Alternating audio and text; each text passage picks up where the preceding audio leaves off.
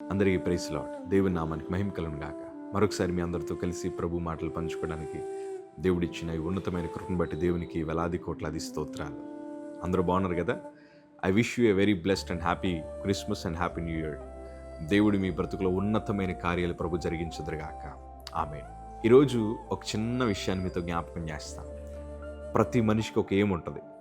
Doctor అవ్వాలని, engineer అవ్వాలని, లేకపోతే ఒక మంచి ఇల్లు కట్టుకోవాలని, ఒక మంచి ఉన్నతమైన స్థాయిలో బ్రతకాలని మనకి ఎన్నో ఆశలు ఉంటాయి. కానీ ఇవాళ మానవుడు ఏది సాధించినా మనసుకు నెమ్మది, మనశ్శాంతి లేదు. సంతోషం ఉందా? సంతోషం కనిపించట్లేదు. మంచి వస్త్రాలు కొనుక్కుంటే సంతోషం ఉంటుంది అనుకున్నారు, కొనుక్కున్న దాన్ని బట్టి సంతోషం లేదు. ఇల్లు కట్టుకుంటే నేను బాగుంటానేమో అనుకున్నారు, కానీ ఇల్లు కట్టుకున్న వారి బ్రతుకులో సంతోషం, సమాధానం లేదు. ఎందుకంటే మానవుడు గురి మారిపోయింది.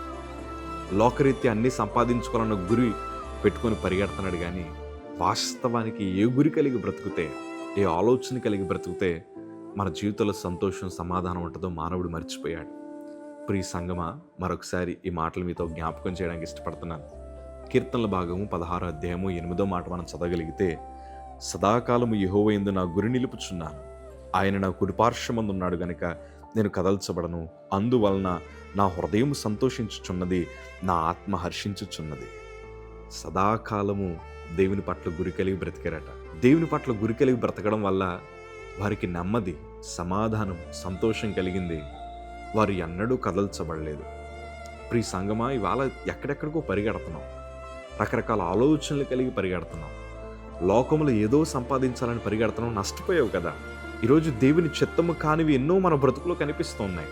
వివాహ విషయం కావచ్చు, ఉద్యోగ విషయం కావచ్చు, ఎన్నో విషయాల్లో మనము లోకం మీద గురి కలిగి బ్రతకడం వల్ల ఇవాళ సంతోషం కోల్పోయాం. సురక్షిత మన బ్రతుకులో లేదు. క్షేమాన్ని మనం చూడలేకపోతున్నాం. కానీ ఇవాళ ప్రియ సంఘం, ఒక సేవకుడిగా మీకు మాట చెప్తాను, దేవుని మీద గురి కలిగి బ్రతకండి. మన గురి ఏమై ఉండాలి తెలుసా? లోకాన్ని సంపాదించాలని కాదు తండ్రి, ఆత్మీయ ఫలములు సంపాదించాలి, ఆత్మీయ వరములు సంపాదించాలి. నీ సన్నిధిలో గొప్ప సాక్ష్యాన్ని సంపాదించుకోవాలి, నీ రాజ్యములో గొప్ప స్థానాన్ని సంపాదించుకోగలగాలి. ప్రతి దినము ఇంతసేపు నేను ప్రార్థన చేయగలగాలి. ఇలాంటి గురులు మనం పెట్టుకోవాలి. దేవుని వాక్యాన్ని అద్భుతంగా అర్థం చేసుకోవాలి. నీ ఆత్మచేత నింపయ్యా ఈ గురి కలిగి మనం బ్రతకాలి. దేవుని అందు గురి కలిగి బ్రతికితే మీకు ఒక ధైర్యం ఇచ్చే మాట చెప్తాను కదా, మిమ్మల్ని కాపాడగలిగిన దేవుడు మీ పక్షాన నిలబడతాడు. దేవుడు మీ అందు శ్రద్ధ నిలిపి ఆయన మీ నివాస స్థలమును దీవించగలిగిన దేవుడు ఆయన.